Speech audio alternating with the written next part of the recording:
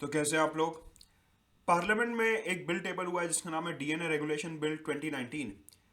इस बिल में बेसिकली क्या होता है कि कोई भी व्यक्ति है, बताऊंगा कौन से सेट ऑफ पीपल, उनका डीएनए लिया जाता है, डीएनए प्रोफाइलिंग की जाती है और उसको स्टोर किया जाता है। क्या है ये बिल, क्या है इसके इम्प्लीकेशंस, इस बिल के अंडर कौन कौन सी बॉडीज बनेंगी और इसका पूरा प्रीलिम्स मेंस और इंटरव्यू बेस्ड एनालिसिस इस पर्टिकुलर वीडियो में देखने वाले हैं। प्रेजेंटेड बाय मी मुदत गुप्ता। अन अकेडमी में सब्सक्राइब करने के लिए you can use my referral code मुदत गुप्ता फॉर 10% डिस्काउंट। इधर टेलीग्राम चैनल का लिंक नीचे दिया डिस्क्रिप्शन बॉक्स में, उसे ज्वाइन कर लीजिए। जितने भी वीडियो स्पेशल क्लासेस हैं सब आपको मिलता रहेगा। अन अकेडमी पे हमारी फ्री टेस्ट सीरीज होती है for all the UPSC aspirants, और इन टेस्ट सीरीज में भी हमारे कई सारे कंपोनेंट्स होते हैं। सबसे पहले बेनिफिट्स बता देता हूँ। जितने भी क्वेश्चंस होते हैं पूरे के पूरे यूपीएससी पैटर्न पे होते हैं। अन अकेडमी के टॉप एजुकेटर्स कंडक्ट दोस क्विजेस। साथ के साथ आप बाकी थाउजेंड्स ऑफ एस्पिरेंट्स के साथ जब कंपीट करोगे तो आपको एक रियल टाइम टेस्ट वाली फील आई और आपका रैंक एनालिसिस, कौन सा क्वेश्चन गलत हुआ, सोल्यूशन, ये सब कुछ आपको मिलेगा which is absolutely free of cost. तो आपको टेस्ट सीरीज में एनरोल कैसे करना है, अन अकेडमी की ऐप डाउनलोड करनी है, उसमें यूपीएससी का गोल सेलेक्ट करना है और उसके बाद टेस्ट सीरीज सेलेक्ट करनी है। नीचे वैसे मैंने डिस्क्रिप्शन बॉक्स में लिंक दे दिए सारे क्विजेस के। तो हमारी कौन कौन सी क्विजेस होती हैं, T20 डेली करंट अफेयर्स की टेस्ट सीरीज होती है। अगर आपको डेली करंट अफेयर्स रोज प्रैक्टिस करने हैं तो ये T20 टेस्ट सीरीज आप ज्वाइन कर सकते हो। इसके अलावा अन अकेडमी राइज होता है, जो कि अगेन हिंदी इंग्लिश में होता है, रोज सुबह 8:30 बजे। 20 क्वेश्चन होते हैं 40 मार्क के। अन अकेडमी इम्पल्स होता है, 3 दिन होता है हफ्ते में, ट्यूसडे थर्सडे सैटरडे, जिसमें 30 क्वेश्चन होंगे 60 मार्क्स के। ये थोड़ा लंबा क्विज रहता है, कंप्लीट सिलेबस, राइट। इसके अलावा आपको पता ही है हमारा गेमिफाइड वर्जन है अन अकेडमी कॉम्बैट, जिसमें आपको हर हफ्ते करंट अफेयर्स के और अलग अलग सेक्शंस के, ज्योग्राफी, साइंस एंड टेक के क्वेश्चंस मिलेंगे, राइट। तो ये सारी क्विजेस में आप एनरोल कर सकते हो यूजिंग माय रेफरल कोड मुदत गुप्ता, एब्सोल्युटली फ्री, राइट। तो चलते हैं अपने डीएनए रेगुलेशन बिल 2019 की तरफ। तो सबसे पहले अगर इस बिल की बात करता हूं, which is DNA technology use and application regulation bill 2019। Basically इसका मतलब यह है कि डीएनए टेक्नोलॉजी जो है, डीएनए प्रोफाइलिंग, ये सब जो है, आप इसको किस तरीके से यूज कर सकते हो और किस तरीके से रेगुलेट कर सकते हो।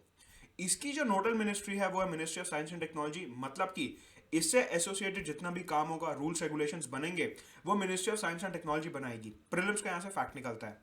इसका पर्पस ये है कि कई बार क्या होता है कि हमारे को लोगों को आइडेंटिफाई करना होता है। फॉर एग्जाम्पल, किसी क्राइम सीन पे हमारे को एक क्रिमिनल का कोई बाल का टुकड़ा मिला, स्किन, ब्लड, स्वेट एटसेट्रा, कोई व्यक्ति मिसिंग है, कोई व्यक्ति की डेथ हो गई है और उसकी अनआइडेंटिफाइड बॉडी हमारे को मिली है, कोई क्लेम नहीं कर रहा उस बॉडी को। इन सारे केसेस में हम डीएनए टेक्नोलॉजी का इस्तेमाल कर सकते हैं। बेसिकली सरकार का ये मानना है कि साइंस एंड टेक में हमने काफी ज्यादा एडवांसमेंट करा है, तो क्यों ना उस बायोटेक्नोलॉजी के एडवांसमेंट को हम क्रिमिनल इन्वेस्टिगेशन सिस्टम और दूसरे पर्पसेस के लिए इस्तेमाल करें। ये सारी की सारी विजन देखते हुए और हमारे क्राइम सिस्टम को, क्रिमिनल इन्वेस्टिगेशन सिस्टम को बेटर बनाने के लिए, जस्टिस डिलीवरी को स्पीडन अप करने के लिए हमने साइंस के साथ उसे इंटीग्रेट करा by means of this particular bill, that is the DNA technology bill. Now सबसे पहले सवाल उठता है कि ये जो हमारे को डीएनए प्रोफाइलिंग, डीएनए टेस्टिंग करनी है, ये कब हो सकती है। यहां पे आगे बढ़ने से पहले आपको एक बात बताऊंगा। इधर बेसिकली क्या हो रहा है, आपको पता है कि हर किसी के डीएनए का यूनिक पैटर्न होता है, राइट। आपको पता है कि डीएनए में 4 न्यूक्लियोटाइड्स होते हैं। There are 4 nucleotides in every DNA. ATCG, basically क्या होता है, ये ए, टी, सी और जी 4 प्रोटीन कंपोनेंट्स होते हैं जिन्हें न्यूक्लियोटाइड्स बोला जाता है। ये जो आप इधर एनिमेशन में देख रहे हो, ये जो इधर डीएनए रोटेट कर रहा है, बेसिकली ये जो आप सर्कल्स देख रहे हो, छोटे छोटे जो इधर सर्कल्स बने हुए हैं, they are ATCG molecules. ATCG molecules, they are protein molecules, इन्हें न्यूक्लियोटाइड्स बोला जाता है, राइट। अब ये जो एटीसीजी है, ये हर डीएनए में एक पैटर्न बनाता है, जैसे कि A T C, C C G, A T T C G, like that. हर डीएनए में एक यूनिक ऐसा सीक्वेंस होता है एटीसीजी कंपोनेंट्स का, एटीसीजी न्यूक्लियोटाइड्स का।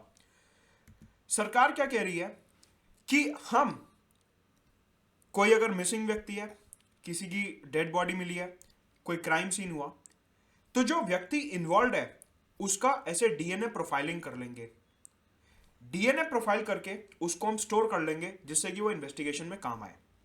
मतलब कि एक व्यक्ति के डीएनए का जो एटीसीजी पैटर्न है उसको हम स्टोर कर लेंगे। आप इसको ऐसे समझिए, ठीक है। सवाल उठता है कि ये जो हम डीएनए प्रोफाइल करके डीएनए का सीक्वेंस निकाल के जो हम स्टोर कर रहे हैं ये हम कब कर सकते हैं। ये जो बिल है, इस बिल के पीछे एक शेड्यूल है। उस शेड्यूल में लिस्ट दी हुई है कि कब कब आप ये डीएनए प्रोफाइलिंग कर सकते हो। अगर कोई मसला इंडियन पीनल कोड से रिलेटेड है, कोई रेप का केस है, मर्डर का केस है, डेकॉइटी एटसेट्रा, तब अगर कोई पेरेंटल डिस्प्यूट है कि एक बच्चा क्लेम कर रहा है कि ये मेरे फादर हैं, उस टाइप के केसेस में protection of civil rights act, अगर शेड्यूल कास्ट शेड्यूल ट्राइब्स के अगेंस्ट कोई एट्रोसिटीज होती हैं, medical termination of pregnancy act 1971, protection of women from domestic violence act 2005, schedule caste and schedule tribe prevention of atrocities act 1989, ये सारे कानूनों का नाम मेंशन्ड है इस डीएनए बिल में, शेड्यूल में, कि अगर ये सारे क्राइम्स इन्वॉल्व हैं तो हम डीएनए प्रोफाइलिंग कर सकते हैं। फॉर एग्जाम्पल, किसी व्यक्ति ने एक दलित महिला का रेप करा, हमने देखा अखबार में कई सारे केसेस आते हैं कि दलित महिला का रेप करके मार दिया गया। फॉर एग्जाम्पल, इस टाइप का कोई केस है तो कहाँ कवर होगा? वो आईपीसी में भी कवर होगा और वो schedule caste schedule tribe prevention of atrocities act 1989 में भी कवर होगा।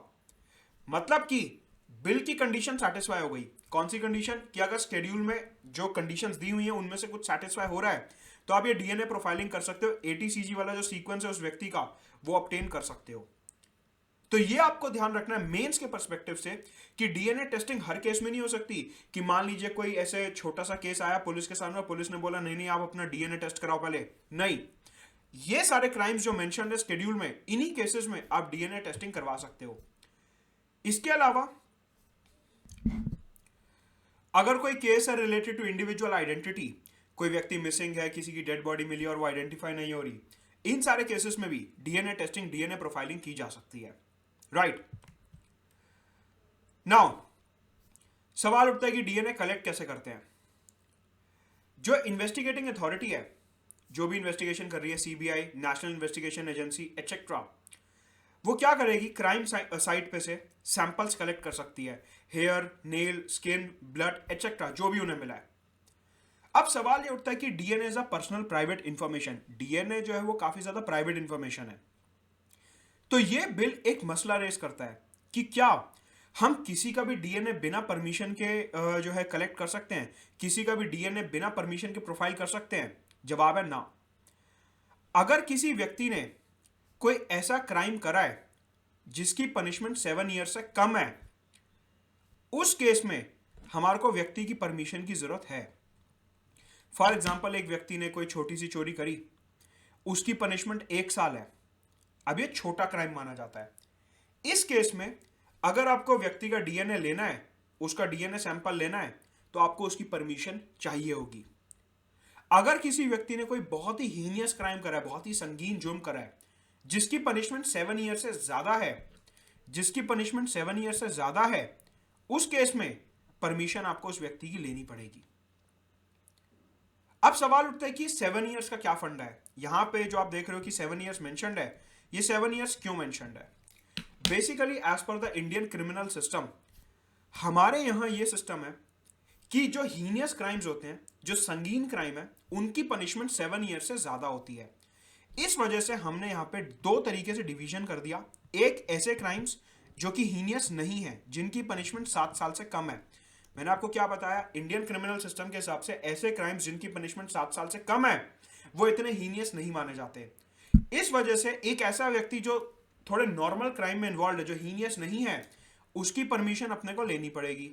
लेकिन ऐसा व्यक्ति जो बहुत ही संगीन जुर्म में इन्वॉल्व है, लड़े से कसाब वाला केस देखो आप, जिसमें टेरर अटैक हुआ था, या निर्भया गैंगरेप केस देखो, ये सारे हीनियस क्राइम्स है जहां पे 7 साल से ज्यादा की सजा थी। एंड हेंस इन केसेस में अगर सीबीआई या फिर नेशनल इन्वेस्टिगेशन एजेंसी और इन सबको डीएनए प्रोफाइलिंग करनी है, डीएनए सैंपल कलेक्ट करना है, वो कर सकते हैं बिना किसी परमिशन के। अच्छा ठीक है, सवाल ये उठता है कि ये जो पहले वाला केस है जहां पे क्राइम की पनिशमेंट 7 साल से कम है, जहां पे क्राइम की पनिशमेंट 7 साल से कम है, मान लीजिए मैंने आपको बताया कि इधर व्यक्ति की परमिशन जरूरी है। अगर व्यक्ति ने मना कर दिया कि मैं अपना डीएनए प्रोफाइल नहीं करवाऊंगा, तो फिर क्या?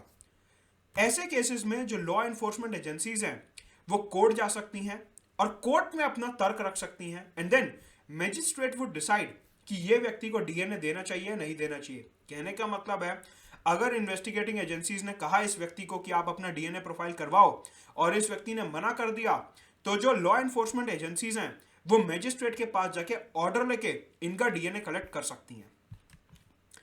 इसके अलावा दूसरे जो केसेस होते हैं, अभी तक हमने क्या बात करी, जो व्यक्ति ने क्राइम किया है उसके डीएनए कलेक्ट करने की बात कर रहे थे हम। अब देखो यहां पे प्रीलिम्स और मेंस के पॉइंट ऑफ व्यू से आपको एक चीज ध्यान रखनी है। अभी तक हमने क्या देखा कि जो व्यक्ति अक्यूज्ड है, जो क्राइम में इन्वॉल्व है, उसका डीएनए कलेक्ट करने की इधर बात हो रही थी। अब बात हो रही है दूसरे लोगों की। कौन से लोग? जो कि विक्टिम है। मान लीजिए किसी के साथ रेप हुआ, एसिड अटैक हुआ, मर्डर हुआ, ऐसा कुछ। कोई व्यक्ति मिसिंग है, कोई माइनर, कोई डिसेबल्ड, इन लोगों का भी डीएनए कलेक्ट किया जा सकता है। कहने का मतलब है इस बिल के अंडर सिर्फ क्रिमिनल्स का डीएनए कलेक्ट नहीं किया जाएगा, जो दूसरे लोग हैं उनका भी डीएनए कलेक्ट किया जा सकता है। मतलब कि आपको इस बिल को सिर्फ और सिर्फ क्राइम की नजर से नहीं देखना है कि सिर्फ क्रिमिनल का ही डीएनए इधर कलेक्ट किया जाएगा। नहीं, दूसरे लोग, विक्टिम्स, मिसिंग पीपल, बच्चे, डिसेबल्ड, उनका भी डीएनए कलेक्ट किया जा सकता है फॉर आइडेंटिफिकेशन पर्पसेस। मान लीजिए कोई बच्चा खो गया, कोई बच्चा किडनैप हो गया। आपको पता है कि इधर ये मेले और ये सब होते हैं, तो उधर मेले में कई बार बच्चा खो जाता है। उन केसेस में भी कि बच्चे को ढूंढना है, माँ बाप से डीएनए मैच करना चाहिए, उन सब केसेस में भी हम डीएनए कलेक्शन कर सकते हैं, डीएनए प्रोफाइलिंग कर सकते हैं। तो इसको सिर्फ और सिर्फ क्राइम से लिंक नहीं करना है आपको, इसका थोड़ा ब्रॉड एस्पेक्ट है। ऑफ कोर्स जो कानून के स्केड्यूल में लॉज दिए हुए, याद करो, Indian penal code, protection of civil rights act, और वो वाली जो मैंने पूरी लिस्ट बताई थी, मेडिकल टर्मिनेशन ऑफ प्रेगनेंसी, उन वाले केसेस में तो आप कर ही सकते हो, वहां पे तो क्राइम इन्वॉल्व है। उसके अलावा आइडेंटिफिकेशन, मिसिंग पर्सन को ढूंढने के लिए, इन सब पर्पसेस के लिए भी आप डीएनए कलेक्ट कर सकते हो। तो प्रीलिम्स में एक स्टेटमेंट बन सकता है that DNA regulation bill is only for crime and criminal investigation. ये स्टेटमेंट गलत है। It can be collected for other purposes as well, जैसे कि यहां पे मैंने हाईलाइट करा। अगेन, अगर आपको इन व्यक्ति का, इनमें से किसी का भी, कोई विक्टिम है या कोई माइनर है, कोई खो गया, किसी की डेड बॉडी है, ये सब, अगर आपको इनका डीएनए कलेक्ट करना है तो आपको इनकी परमिशन पहले लेनी पड़ेगी। इनकी परमिशन आपको लेनी पड़ेगी। अगर इन्होंने परमिशन देने से मना कर दिया, अगेन आप कोर्ट जाके मजिस्ट्रेट के सामने केस रख सकते हो कि इन्होंने डीएनए देने से मना कर दिया, तो अब हम क्या करें। तो अगेन यहां पे भी व्यक्ति की परमिशन लेना कंपलसरी है। सिर्फ एक केस है जहां पे व्यक्ति की परमिशन लेना कंपलसरी नहीं है, और वो केस है जब उसने कोई हीनियस क्राइम करा है जिसकी सजा 7 साल से ज्यादा है। अभी मैंने बताया, ठीक है। अब ये जो बिल है ये 3 तरीके की बॉडीज को क्रिएट करता है। सबसे पहले डीएनए लेबोरेटरीज, दूसरा डीएनए डेटा बैंक, और तीसरा डीएनए रेगुलेटरी बोर्ड। ये 3 तरीके की बॉडीज क्रिएट करता है। तीनों को एक एक करके समझते हैं कि क्या है। सबसे पहले अगर डीएनए लेबोरेटरीज की बात करता हूं, तो डीएनए लेबोरेटरी एक ऐसी जगह है जहां पे डीएनए प्रोफाइलिंग की जाएगी।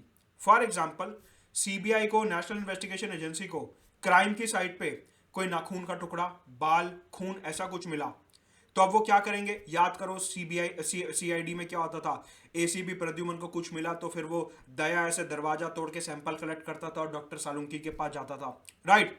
यहां पे भी वही हो रहा है। क्या हो रहा है, सीबीआई को, एनआईए को कोई सैंपल मिला, ठीक है, तो अब दया दरवाजा तोड़ के सैंपल कलेक्ट करेगा, फिर डॉक्टर के पास जाएगा। मतलब कि इन्वेस्टिगेटिंग एजेंसीज सैंपल कलेक्ट करेंगी और फिर लेबोरेटरी लेके जाएंगी। लेबोरेटरी का काम सैंपल कलेक्ट करना नहीं है, सैंपल कलेक्ट करना काम है इन्वेस्टिगेटिंग एजेंसी का, कि क्राइम सीन पे से कोई ऐसा हमारे को बायोलॉजिकल कंपोनेंट मिला, ठीक है। अब ये कंपोनेंट हम लेके गए लेबोरेटरी। लेबोरेटरी का काम क्या होता है, लेबोरेटरी का काम होता है कि जो पुलिस वाले ये सब जो सैंपल लेके आए हैं उसका प्रोफाइलिंग करना, एटीसीजी, ए टीटीटीसीजी, लाइक दैट, प्रोफाइलिंग करना पूरा, राइट।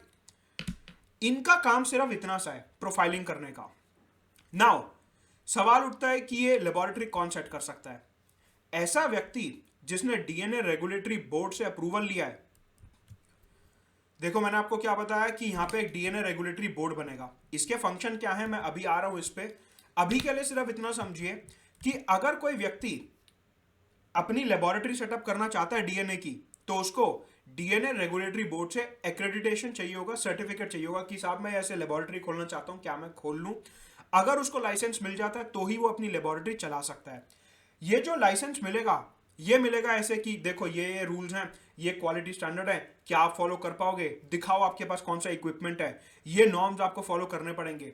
अगर रेगुलेटरी बोर्ड को लगता है कि हाँ ये लेबोरेटरी वाले भैया सब कुछ कर लेंगे, संभाल लेंगे, तो इनको सर्टिफिकेट एक्रेडिटेशन दे दिया जाएगा कि ठीक है आप अपनी लेबोरेटरी सेटअप कर सकते हो। लेकिन अगर इन्होंने कोई क्वालिटी स्टैंडर्ड, नॉर्म, रूल ऐसा कुछ भी अगर वायलेट करा तो इनका लाइसेंस जो है वो कैंसिल कर दिया जाएगा, इनका एक्रेडिटेशन खत्म कर दिया जाएगा।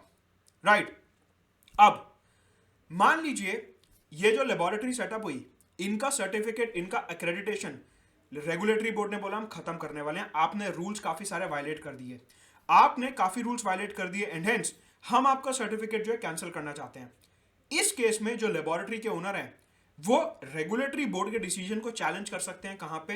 सेंट्रल गवर्नमेंट में जाके, ministry of science and technology में। मैंने आपको क्या बताया, इस बिल के सारे मसले कौन हैंडल कर रहा है? Ministry of science and technology. तो अगर रेगुलेटरी बोर्ड डिसाइड करता है कि मैं लेबोरेटरी का लाइसेंस, एक्रेडिटेशन कैंसिल करने जा रहा हूं, तो लेबोरेटरी वाले भैया उधर साइंस एंड मिनिस्ट्री में जाके इसके अगेंस्ट अपील कर सकते हैं। That is provided. इसके अलावा मैंने आपको क्या बताया कि एसीपी प्रद्युमन और दया जो है वो सैंपल लेके आएंगे सालुंकी के पास। तो इधर क्या हो रहा है basically, once the testing is done, एक बारी लेबोरेटरी ने पूरा का पूरा डीएनए प्रोफाइलिंग कर दिया, एक बारी लेबोरेटरी ने पूरा का पूरा प्रोफाइलिंग कर दिया, सीक्वेंस निकाल दिया, उसके बाद वो सैंपल अपने पास नहीं रख सकते। यह बहुत इंपॉर्टेंट पॉइंट है प्रीलिम्स और मेंस के पर्सपेक्टिव से कि डीएनए लेबोरेटरी जो है वो अपने पास सैंपल नहीं रख सकती। जैसे ही टेस्टिंग खत्म हो जाएगी, जैसे ही प्रोफाइलिंग खत्म हो जाएगी, इनको सैंपल अपने पास नहीं रखना है। सवाल उठता है सैंपल का करेंगे क्या? सैंपल या तो जो इन्वेस्टिगेटिंग एजेंसी लेके आई थी, सीबीआई या एनआईए, उनको वापस लौटा देंगे कि देखो मैंने प्रोफाइलिंग कर दी है, ये सैंपल अब आप अपने पास रखो। मान लीजिए ये जो इनके पास सैंपल आया कहीं और से आया था, इन्वेस्टिगेटिंग एजेंसी ने नहीं दिया था, उस केस में ये सैंपल को डिस्ट्रॉय कर देंगे। कहने का मतलब है DNA laboratories are not authorise to keep sample with themselves. एक बारी टेस्टिंग हो गई, एक बारी प्रोफाइलिंग हो गई, ये अपने पास सैंपल नहीं रख सकते। इस चीज का आप ध्यान रखेंगे। ठीक है, तो हमने देख लिया डीएनए लेबोरेटरी कैसे बनती है और उसका रोल क्या है। अब आते हैं दूसरे पे, डीएनए डेटा बैंक पे। इधर क्या हो रहा है कि मैंने आपको बताया कि ये जो लेबोरेटरी सेटअप हो रही हैं, ये डीएनए प्रोफाइलिंग करेंगी, सैंपल्स की प्रोफाइलिंग करेंगी। तो बेसिकली क्या हो रहा है कि ये जो लेबोरेटरी है, जब इसने सीक्वेंस निकाल लिया, लेट अस से there is a person,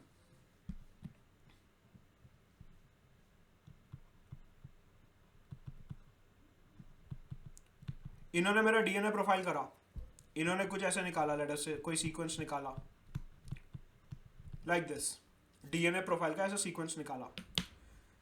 laboratory का काम है सिर्फ और सिर्फ ये सीक्वेंस निकालना। लेबोरेटरी का काम है सिर्फ और सिर्फ ये सीक्वेंस निकालना। एक बार इन्होंने सीक्वेंस निकाल लिया, ये अपने पास ये डेटा नहीं रखेंगे, ये ट्रांसफर कर देंगे कहां पे? डीएनए डेटा बैंक में। डीएनए डेटा बैंक में मेरे नाम का खाता बन जाएगा, जैसे बैंक में खाता बनवाते हो ना, आपका खाता नंबर ये इतना बैलेंस है, वैसे इधर एक डीएनए का डेटा बैंक बन जाएगा। ये कस्टमर का नाम है, ये आईडी है और उसका डीएनए प्रोफाइल ये रहा, उस तरीके से। तो लेबोरेटरी क्या करेगी? सैंपल आया, उसका प्रोफाइल करा, सैंपल वापस कर देगी इन्वेस्टिगेटिंग एजेंसी को और प्रोफाइल भेज देगी डीएनए डेटा बैंक में कि स्टोर कर लो डेटा को। ये काम है डीएनए डेटा बैंक का कि लेबोरेटरी ने जो प्रोफाइलिंग करी है, लेबोरेटरी ने जो टेस्टिंग करी है, उस सैंपल को अपने यहां स्टोर करके रखना। ठीक है जी। ये जो डीएनए डेटा बैंक है, दो लेवल पे बनेगा, एक बनेगा नेशनल लेवल पे और रीजनल लेवल पे। बेसिकली रीजनल लेवल पे कैसे बनेगा? या तो हर स्टेट अपना खुद का डेटा बैंक सेटअप कर सकती है, महाराष्ट्र का अलग, तेलंगाना का अलग, आंध्रा का अलग, गुजरात का अलग, या फिर 2 और मोर स्टेट्स मिलके अपना एक रीजनल बैंक सेटअप कर सकते हैं। लड़ा से महाराष्ट्र कर्नाटक ने कहा कि हम एक बैंक बना लेंगे, आंध्रा तेलंगाना ने कहा हम एक बैंक बना लेंगे, गुजरात मध्य प्रदेश ने कहा हम एक बैंक बना लेंगे। That is also possible. कहने का मतलब है ये कानून एक फेडरल कानून है। फेडरल कानून का मतलब है कि नेशनल लेवल पे तो बैंक बनेगा ही, लोकल लेवल पे भी बैंक इधर बनेगा। राइट। इसी के साथ ये जो डीएनए डेटा बैंक है, यहां पे डेटा को 5 तरीके की कैटेगरीज में स्टोर किया जाएगा। अब आप देखो ना, बैंक जाते हो तो क्या होता है? सेविंग अकाउंट अलग होता है, करंट अकाउंट अलग होता है, 2 टाइप के अकाउंट हो जाते हैं उधर। वैसे ही इधर जो है 5 तरीके के अकाउंट बनेंगे। कैसे अकाउंट? एक, क्राइम सीन अकाउंट। मैंने आपको क्या बताया था, ये बिल सिर्फ क्राइम तक सीमित नहीं है, ये क्राइम से आगे भी जाता है। कैसे? अभी प्रूव होगा। तो यहां पे डीएनए डेटा बैंक में अलग अलग 5 कैटेगरीज बनेंगी कि हाँ, ये वो सैंपल्स हैं जो हमारे को क्राइम सीन से मिले, ये वो प्रोफाइल्स हैं, ये वो प्रोफाइल्स हैं जिन लोगों के ऊपर मुकदमा चल रहा है, सस्पेक्ट्स और अंडर ट्रायल्स। देखो क्राइम सीन कैसे बनेगा, फॉर एग्जांपल अगर हम निर्भया गैंगरेप केस की बात करते हैं तो ये क्या करेंगे, अपने खाता बना देंगे कि हाँ, निर्भया का जिस बस में गैंगरेप हुआ वहां पे हमारे को ये सारे सैंपल्स मिले, उसका एक अलग खाता बना दिया जाएगा। अब उस केस में जिन लोगों के ऊपर केस चल रहा था, जो सस्पेक्ट हो गए, अंडर ट्रायल्स हो गए, उनका अलग से एक डेटा बैंक बना दिया जाएगा। तो देखो यहां पे क्या हो रहा है, जिन लोगों के ऊपर मुकदमा चल रहा है उनका बैंक बना दिया, उनका अकाउंट बना दिया, और जो क्राइम सीन है उधर का एक खाता बना दिया। बाद में क्या होगा, जब डीएनए प्रोफाइलिंग होगी तो क्राइम सीन और सस्पेक्ट को मैच करके देखेंगे कि सस्पेक्ट का क्राइम सीन वाले डेटा के साथ कुछ मैच तो नहीं कर रहा। तो देखो समझ रहे हो कि क्राइम सीन का अलग बनेगा कि हाँ, कहीं पे कोई जो है मर्डर होता है, क्राइम सीन पे हमारे को क्या क्या मिला, कौन सा खून, बाल का टुकड़ा, नाखून का टुकड़ा, ये सब मिला, उसका अलग खाता बना दिया। जिन लोगों के ऊपर मुकदमा चल रहा है उनके अलग अलग खाते बना दिए और फिर उनको मैच करेंगे क्राइम सीन वाले डेटा के साथ। इसके अलावा जो लोग ऑफेंडर्स हैं, अभी देखो मैंने क्या बात करी थी, सस्पेक्ट और अंडर ट्रायल्स। सस्पेक्ट और अंडर ट्रायल का मतलब होता है कि ये लोगों के ऊपर शक है, ये मुजरिम नहीं है, अभी इनके ऊपर शक है। तीसरी कैटेगरी हो गई ऑफेंडर। ऑफेंडर वो होता है जिसके ऊपर यकीन हो गया कि हाँ यही मुजरिम है और कोर्ट ने उसे सजा दे दी है। ये दो अलग अलग कैटेगरीज होती हैं, ध्यान रखेंगे। चौथा हो गया मिसिंग पर्सन। अब देखो क्राइम से आगे बढ़ रहे हैं हम, मिसिंग पर्सन। पांचवा हो गया अननोन डिसीज, किसी की डेड बॉडी मिली लेकिन कोई उसे क्लेम नहीं कर रहा। कहने का मतलब है क्राइम से आगे बढ़ के इधर जो है डेटा बैंक बनाया जाएगा, मतलब कि ये बिल सिर्फ क्राइम तक सीमित नहीं है। इसके अलावा यहां पे आपको पता है कि डीएनए जो है वो काफी ज्यादा प्राइवेट सेंसिटिव इंफॉर्मेशन होती है, मतलब कि it is very sensitive and personal information. तो सरकार ने इस बिल के अंदर एक प्रावधान दिया है। कैसा प्रावधान, कि आप डीएनए डेटा बैंक से, यही वाला बैंक जहां पे आपका खाता बना हुआ है, सवाल यह भी तो उठ सकता है कि अगर खाता बन गया तो खाता बंद भी तो कराना आना चाहिए। मान लीजिए कल को हम चाहते हैं कि हमारे प्राइवेसी कंसर्न्स के अंदर हम नहीं चाहते हमारा डीएनए का डेटा उधर रहे, हमारे पास खाता बंद कराने का भी तो ऑप्शन होना चाहिए। तो सवाल उठता है कि ये जो खाता बंद कराने का प्रोसेस है, मतलब कि डीएनए प्रोफाइल रिमूव कराने का प्रोसेस है, ये क्या है। तो बेसिकली इधर क्या हो रहा है कि बिल में ये लिखा हुआ है कि जब ये बिल पार्लियामेंट में पास हो जाएगा उसके बाद ministry of science and technology और डिपार्टमेंट ऑफ बायोटेक्नोलॉजी मिलके इसके रूल्स एंड रेगुलेशंस बनाएंगे कि किन किन केसेस में डीएनए को रिमूव किया जा सकता है डेटा बैंक से। मतलब कि बिल में इसके ऊपर ज्यादा क्लैरिटी नहीं है, सरकार ने बोला कि हम इसके ऊपर रूल्स बना देंगे, बिल में नहीं लिखा हुआ कुछ। यहां पे एक कंसर्न उठता है, देखिए बिल पार्लियामेंट से पास होगा, मतलब कि अगर बिल के अंदर ये मेंशन्ड होता कि हम ये डीएनए प्रोफाइल्स को किस तरीके से रिमूव कर सकते हैं तो वो थोड़ा क्रेडिबल प्रोसेस होता। क्यों, उसमें ऑपोजिशन जो है डेमोक्रेटिक एसेंस में मुद्दे उठा सकती थी। अभी सरकार अगर रूल्स बनाएगी, सरकार रूल्स तो कभी भी बना सकती है अपनी मर्जी से और कभी भी उन्हें चेंज कर सकती है।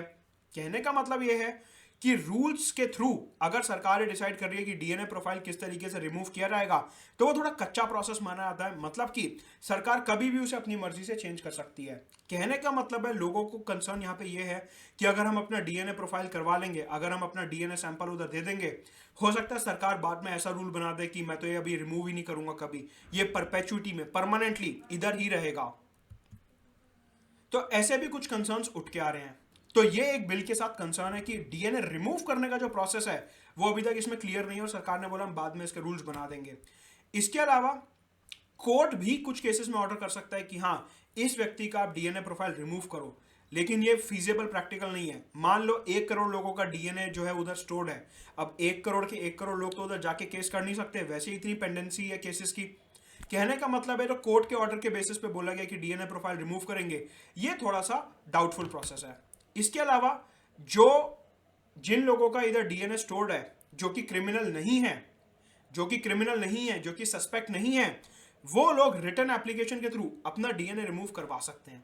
मतलब कि जो डीएनए रिमूव करवाने की बात करी गई है वो इन 3 केसेस में करी गई है, या तो कोर्ट ऑर्डर दे दे, या फिर जो व्यक्ति क्रिमिनल नहीं है, सस्पेक्ट नहीं है, वो रिटर्न एप्लीकेशन दे दे, या फिर सरकार जो रूल्स बनाएगी डीएनए प्रोफाइल रिमूव करने के लिए। तो हमने डीएनए लेबोरेटरीज देख लिया, डीएनए डेटा बैंक देख लिया कि बैंक में किस तरीके से स्टोर होगा, क्या बैंक का फंक्शन है, 5 कैटेगरीज और रिमूव किस तरीके से किया जाएगा। अब हम चल रहे हैं अपने आखिरी बॉडी की तरफ, DNA regulatory board. DNA regulatory board क्या, कुछ भी नहीं है। आपको पता है इंडिया में State Bank, ICICI, HDFC bank है। बैंक के ऊपर एक रेगुलेटर है, कौन? Reserve Bank of India. ऐसे ही ये जो डीएनए डेटा बैंक है, नेशनल लेवल के और रीजनल लेवल के जितने भी डीएनए डेटा बैंक्स हैं, इनके ऊपर एक आरबीआई बनाया जाएगा डीएनए का, जिसको बोलते हैं डीएनए रेगुलेटरी बोर्ड। ठीक है। अब जो डीएनए रेगुलेटरी बोर्ड है, इसका सबसे बड़ा काम है जितने भी हिंदुस्तान में डीएनए डेटा बैंक्स बनेंगे नेशनल और रीजनल लेवल पे, उनको कंट्रोल करना, और जितनी भी डीएनए लेबोरेटरीज बनेंगी उनको सर्टिफाई करना। ये तो मैं ऑलरेडी बता चुका हूं कि जो लेबोरेटरीज बनेंगी उनको सर्टिफिकेशन, एक्रेडिटेशन का काम डीएनए रेगुलेटरी बोर्ड के पास है।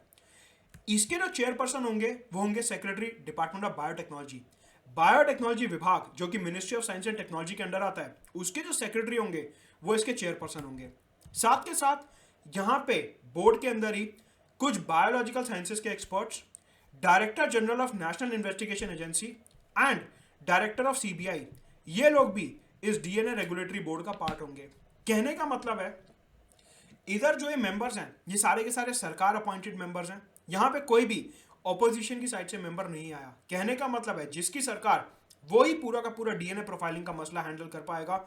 मतलब कि यहां पे सरकार को काफी ज्यादा पावर दी गई है। हो सकता है कि यहां पे एक ऑपोजिशन का मेंबर होता या फिर जुडिशरी के कोई जस्टिस या चीफ जस्टिस होते तो शायद यहां पे और ट्रांसपेरेंसी हो सकती थी।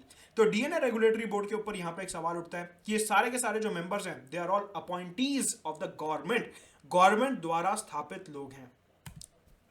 इसके अलावा जो डीएनए रेगुलेटरी बोर्ड है, इसका मेजर फंक्शन क्या है कि जितने भी डीएनए प्रोफाइलिंग रिलेटेड मसले हैं उस पर सरकार को असिस्ट करना, सरकार को एडवाइस देना।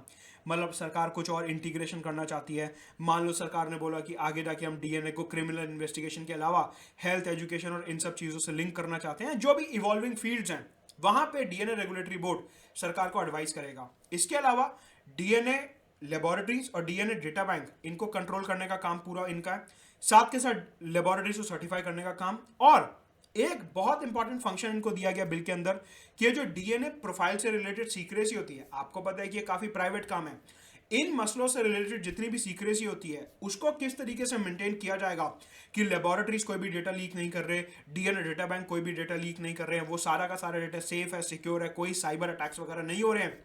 जितना भी ये सारा का सारा काम है ये कौन देखेगा? डीएनए रेगुलेटरी बोर्ड देखेगा। मतलब कि लोगों के जो प्राइवेसी कंसर्न्स है डीएनए को लेके, वो कौन देखने वाला है? यहाँ पे डीएनए रेगुलेटरी बोर्ड। तो काफी महत्वपूर्ण बॉडी है, और इसीलिए मैंने बोला क्योंकि ये इतनी महत्वपूर्ण और इंपॉर्टेंट बॉडी है, इस वजह से इसके कॉन्स्टिट्यूएंट्स में ऑपोजिशन या जुडिशरी के मेंबर हो सकते थे to keep a check over the government, right.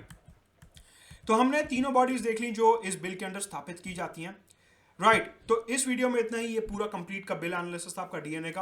Unacademy में सब्सक्राइब करने के लिए you can use my referral code Madhud Gupta, नीचे टेलीग्राम चैनल का लिंक दिया, उसे जरूर ज्वाइन करिए। अनअकैडमी की फ्री टेस्ट सीरीज जरूर ज्वाइन करिए।